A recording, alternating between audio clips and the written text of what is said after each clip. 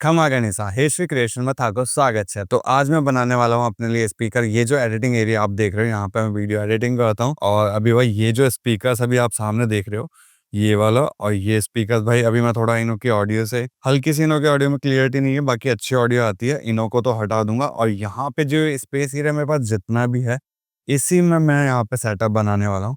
तो अभी यहाँ पे मेरे पास काफ़ी कम एरिया है, तो यहाँ की मैं सारी मेजरमेंट ले लूँगा, क्योंकि भाई ये जो मॉनिटर है और ये जो टेबल है इसे मैं बिल्कुल भी छेड़ने नहीं वाला हूँ। क्योंकि भाई इन फ्यूचर मैं फिर भी सोचूंगा कि मैं कुछ अच्छा एडिटिंग सेटअप बना सकूं, बट अभी हाल फिलहाल मुझे एक अच्छा ऑडियो मॉनिटर चाहिए ताकि मैं एडिटिंग के काम को थोड़ा अच्छे से कर सकूं और ऑडियो का मजा भी मैं उसे ले सकूं। क्योंकि भाई मैं काफ़ी टाइम से इन स्पीकर्स का यूज़ कर रहा हूँ, इनों में कभी कभार मुझे ग्लिच महसूस होता है कि भाई ऑडियो कट जाती है और ऑडियो क्लियरिटी नहीं आती है। तो उसी चीज़ को मैं सॉल्व करने के लिए अपने लिए स्पीकर बना रहा हूँ। तो फटाफट से मैं यहाँ सारे मेजरमेंट्स यहाँ के ले लेता हूँ और फिर मैं फटाफट से आपको दिखाता हूँ कि मैं क्या बनाने लगा हूँ। तो टेबल पर जितना स्पेस अवेलेबल था उसके अकॉर्डिंगली मैंने यहाँ मेजरमेंट्स लेके स्केच ड्रॉ कर लिया है। तो ये स्पीकर बॉक्स टॉप साइड से कुछ इस तरह से दिखने वाला है। मॉनिटर के जस्ट पीछे दीवार होने के कारण बैक साइड में मेरे पास स्पेस नहीं है, तो स्पीकर को बैक साइड से ज्यादा बड़ा नहीं बना सकता हूँ। तो मैंने मॉनिटर के पीछे ये जो जगह है इसे यूज लिया है, तो ये वाला पार्ट मॉनिटर के पीछे रहेगा। अभी मेरे बॉक्स की साइज फिक्स हो चुकी है, इससे बड़ा बॉक्स अभी मैं नहीं बना पाऊंगा। ये हमारे बॉक्स का फ्रंट पैनल है। बाहर जो साइज है वो इंच में है और ब्रैकेट्स के अंदर जो साइज है वो mm में लिखी हुई है। अभी बॉक्स के मेजरमेंट तो फिक्स हो चुके हैं, बट पोर्ट अभी बाकी है। स्पीकर के अकॉर्डिंग बॉक्स डिजाइन करने में बॉक्स की वॉल्यूम और पोर्ट साइज काफी ज्यादा रोल प्ले करती है। अभी यहाँ पर मेरे बॉक्स की साइज तो फिक्स है, क्योंकि जो स्पेस मेरे पास है उसी से मुझे काम चलाना पड़ेगा। तो भाई अभी बारी आती है इस पोर्ट की। पोर्ट को डिज़ाइन करने से पहले ये जो मेरा बॉक्स है इसकी वॉल्यूम मुझे पता करनी पड़ेगी। तो यहाँ से इस बॉक्स को मैं दो भागों में डिवाइड कर लूँगा। इस बॉक्स की मैं अलग वॉल्यूम निकाल लूँगा और इस बॉक्स की अलग वॉल्यूम निकाल लेंगे। इस बॉक्स के डिज़ाइन में आप देखोगे कि मैंने इस पार्ट को थोड़ा सा तिरछा रखा है। एक्चुअल में ये इस तरह से होना चाहिए, बट यहाँ पर मैंने इसे थोड़ा सा तिरछा रखा है। और यहाँ पर मैंने स्पीकर और ट्विटर को भी थोड़ा हाइट पे रखा है। तो ये जो स्पीकर है इसकी हाइट मैंने अपने कानों के बराबर रखी है और इस पैनल को थोड़ा सा तिरछा रखा है, क्योंकि जो आवाज़ है वो सीधा मेरे कानों तक आ सके, ऊपर नीचे या बगल में से ना निकले। जो मेरा पुराना स्पीकर है उसमें जो आवाज़ है डायरेक्ट मेरे चेस्ट पे आती थी, और डायरेक्ट स्पीकर से आवाज़ आपके कानों के बराबर में आती है, तो आपका लिसनिंग एक्सपीरियंस बहुत अलग होता है। तो अभी ये जो आप देख रहे हो ये ओवरऑल बॉक्स की साइज़ है। इसमें MDF की जो साइज़ है वो भी इंक्लूडेड है। तो अभी यहाँ मुझे MDF की साइज़ को इसमें से निकालना पड़ेगा। इस बॉक्स को डिज़ाइन करने के लिए भाई मैं MDF यूज़ लूँगा, और जो MDF मैं यूज़ ले रहा हूँ वो 12 mm का MDF है। जो 12 mm का MDF आता है उसकी एक्चुअल साइज़ 11 mm होती है, तो भाई उसी के अकॉर्डिंगली मुझे इसमें से माइनस करनी पड़ेगी। तो अभी ये जो आप देख रहे हो यहाँ पे ये जो बॉक्स है, इस बॉक्स का सबसे पहले मैं लेंथ, विड्थ और हाइट निकाल लूँगा, और इस बॉक्स की अलग से लेंथ, विड्थ और हाइट में निकाल लूँगा। तो यहाँ पर जो अभी आप देखोगे कि ये वाला जो पार्ट है यहाँ पे किसी तरह का MDF बोर्ड नहीं लगा हुआ है, मतलब ये बीच में से खाली है। तो हमें इस वाली वॉल को कम नहीं करना है।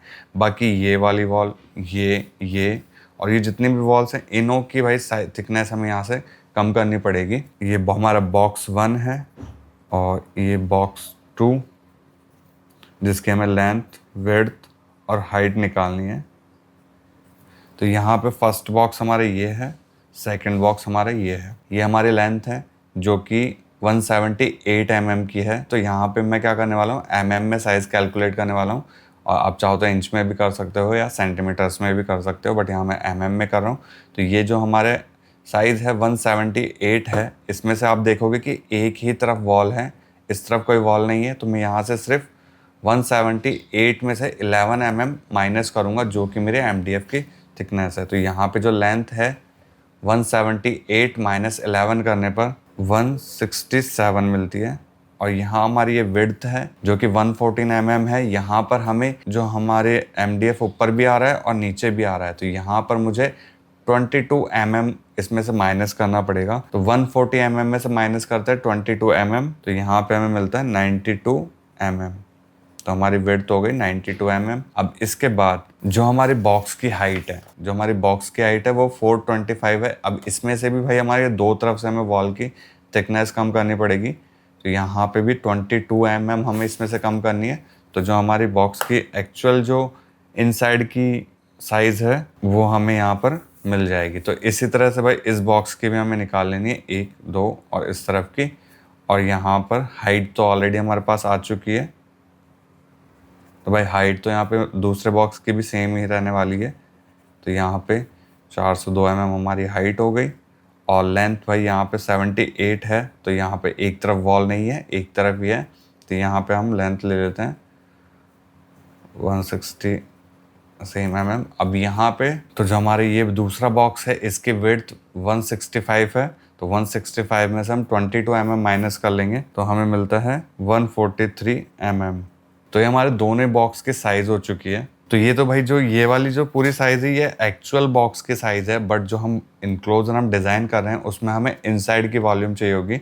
तो उसके लिए हमें ये वाले मेजरमेंट्स लेने पड़ेंगे, क्योंकि यहाँ पे जो MDF की थिकनेस है वो ऑलरेडी इंक्लूडेड है, तो हमें इसमें से माइनस करना है। तो इसी वजह से मैंने यहाँ पे अलग से निकाल लिया। और जब हम सॉफ्टवेयर में डिज़ाइन करते हैं तो वहाँ पे हमें मटेरियल की थिकनेस डालनी पड़ती है, उसके बाद हमें बॉक्स बन के मिलता है। तो यहाँ पे हमें पहले निकालना पड़ेगा, क्योंकि हमने बॉक्स जो हमारे पास है साइज उसी के अकॉर्डिंग बना रखा है, तो इसलिए मैंने यहाँ पे मेजरमेंट निकाल लिए। अभी हमें दोनों बॉक्स की लेंथ और विड्थ हाइट मिल चुकी है, तो कैलकुलेटर का यूज करके या फिर आप फॉर्मूले का यूज करके भी निकाल सकते हैं। गूगल से आपको रेक्टेंगल का कैलकुलेटर मिल जाएगा, या फिर आप volume equal to length into width into height का फॉर्मूला यूज करके भी आप निकाल सकते हो।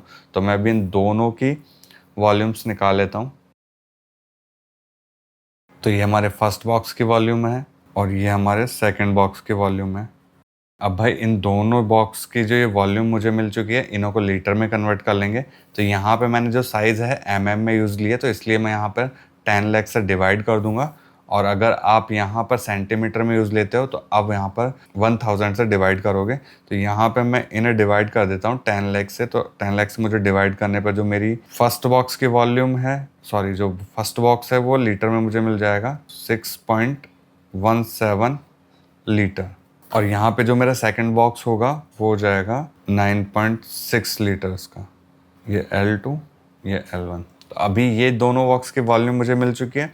अब मैं इसको और इसको एक साथ जोड़ लेता हूँ ताकि मुझे टोटल वॉल्यूम मिल जाएगी। तो अभी ये जो आप देख रहे हो ये मेरे बॉक्स के टोटल वॉल्यूम है, बट एक्चुअल में टोटल वॉल्यूम नहीं है। यहाँ पर आप देखोगे हल्का सा यहाँ पे ट्रायंगल भी आपको दिख रहा होगा। तो ये जो ट्रायंगल है इसका, तो ये वाला जो पार्ट है इसका रेक्टेंगल प्रिज्म फार्मूले से हम इसका जो वॉल्यूम निकाल लेंगे। तो इसका जो वॉल्यूम आ रहा है भाई मैंने चेक किया था, तो उस फार्मूले का यूज करके जो मुझे इसका वॉल्यूम मिला 218 क्यूबिक सेंटीमीटर मिला मुझे। इसको यहाँ कन्वर्ट करने के लिए, लीटर में कन्वर्ट करने के लिए हम इसे 1000 से डिवाइड कर देंगे। तो लीटर में ये 0.21 लीटर का था, जो कि काफ़ी कम है, बट एक्चुअल में ये डिज़ाइनिंग में इम्पैक्ट करेगा। बट यहाँ पे मैं इस वॉल्यूम को ऐड नहीं कर रहा हूँ। उसका रीज़न ये है कि जो हमारा बॉक्स है उसमें ट्विटर भी ऐड ऑन होगा, साथ ही में क्रॉस ओवर भी उसमें लगेगा और थोड़ा बहुत वायर वगैरह भी रहेगा, या कुछ MDF के टुकड़े वगैरह कॉर्नर्स पे मैं ऐड करता हूँ ताकि हमारे बॉक्स जो है थोड़ा स्ट्रॉन्ग रहे, तो उसमें भी वॉल्यूम कवर होगा। इस वजह से मैं इस पार्ट को ऐड नहीं कर रहा हूँ। तो हमारी टोटल वॉल्यूम मैं यही मान के इसे मैं सॉफ्टवेयर में डाल के उसके अकॉर्डिंगली इस पोर्ट के साइज़ को डिज़ाइन करूंगा और देखूंगा कि मेरे स्पीकर कैसा परफॉर्म्स। तो इनक्लोजर को डिज़ाइन करने के लिए मैं WinISD सॉफ्टवेयर का यूज़ करता हूं। तो चलिए हम सॉफ्टवेयर को भी देख लेते हैं और क्या हमारा परफॉर्मेंस रहेगा स्पीकर का। तो स्पीकर जो यूज़ कर रहा हूँ वो पेयरलेस के स्पीकर हैं, और यहाँ पर मुझे जो इसकी जो डेटा शीट है वो यहाँ गूगल पे डाल के मुझे मिल जाएगी। तो ये इस स्पीकर का मॉडल नंबर है, इसको मैं गूगल पे डालूंगा और यहाँ से मुझे इसकी डेटा शीट निकल के मिल जाएगी। तो चलिए हम भाई सॉफ्टवेयर चलाते हैं। तो इनक्लोजर डिज़ाइन करने के लिए मैं WinISD सॉफ्टवेयर का यूज़ लेता हूँ। अभी यहाँ पे मैंने स्पीकर्स के डाटा शीट को इंपोर्ट करके एक इनक्लोजर के डिज़ाइन कर लिया कि हमारा स्पीकर कैसा परफॉर्म करेगा इस इनक्लोजर में। तो यहाँ पे जो वॉल्यूम थी भाई मेरी फिक्स थी कि ये 15.77 लीटर में रखने वाला हूँ, और यहाँ पे मैंने 51 हर्ट्ज पे से ट्यून किया। तो यहाँ पे आप फ्रिक्वेंसी रेस्पॉन्स देख सकते हो। यहाँ पे अभी मुझे एकदम स्मूथ कर्व देखने को मिल रहा है।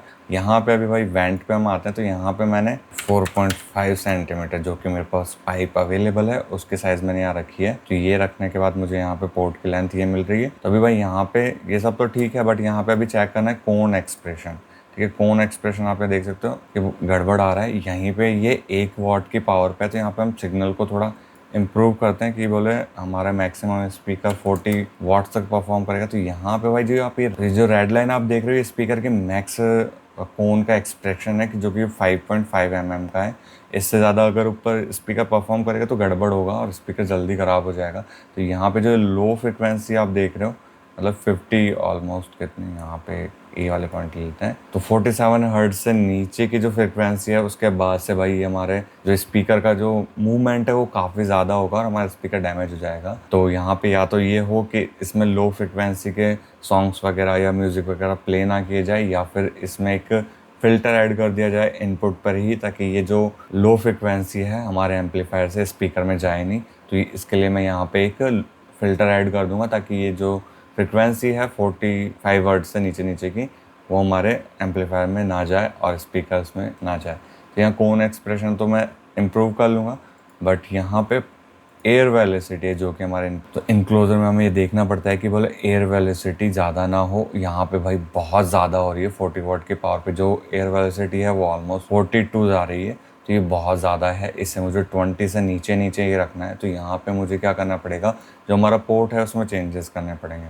तो यहाँ पे या तो मैं पोर्ट के साइज़ में इंक्रीज़ करूँ या फिर पोर्ट के मैं शेप में चेंज करता हूँ।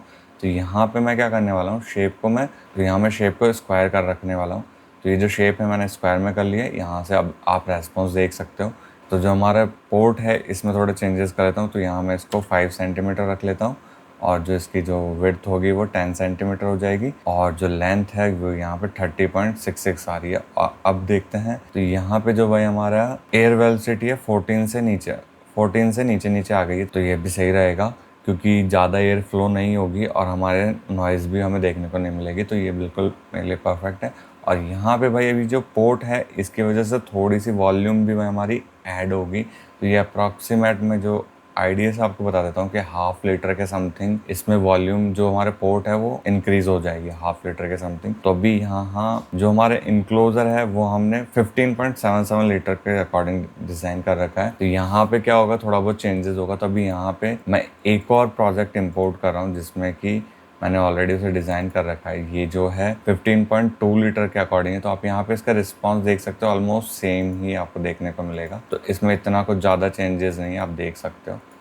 तो इस वजह से ज़्यादा फ़र्क नहीं पड़ेगा। और आपको पता हो तो ऑलरेडी मैंने जो हमारा बॉक्स है उसमें थोड़ा सा मैंने फ्रंट पैनल को तिरछा रखा है, इसकी वजह से भी उसमें वॉल्यूम ऐड हो गई है। 0.21 लीटर थी, तो इस वजह से भी भाई मुझे इशू नहीं होगा। तो ऑलमोस्ट मुझे सेम रेस्पॉन्स देखने को मिलेगा। तो अभी यहाँ पे मैं तो ये जो मेरा पोर्ट का डायमीटर है इसके अकॉर्डिंगली मैं पोर्ट कटिंग कर लूँगा। अब बॉक्स जो है ऑलरेडी हमने साइज़ पूरी सेट कर रखी है तो वो हमारी सेट है। बस यहाँ वेंट का मुझे चाहिए था कि वेंट सही से डिज़ाइन हो और यहाँ मुझे दिक्कत ना हो। तो यहाँ कोन एक्सप्रेशन का हमें पता चल ही चुका है कि इसमें हमें एक फ़िल्टर ऐड करना है ताकि ये जो सही हो सके। और यहाँ एयर वेलोसिटी भी भाई इम्प्रूव हो चुकी है कि ज़्यादा फड़फड़ाहट वगैरह में महसूस नहीं होगी। तो ये सब सेट हो चुका है। तो अभी मैं इसके अकॉर्डिंगली बॉक्स कटिंग कर लेता हूँ।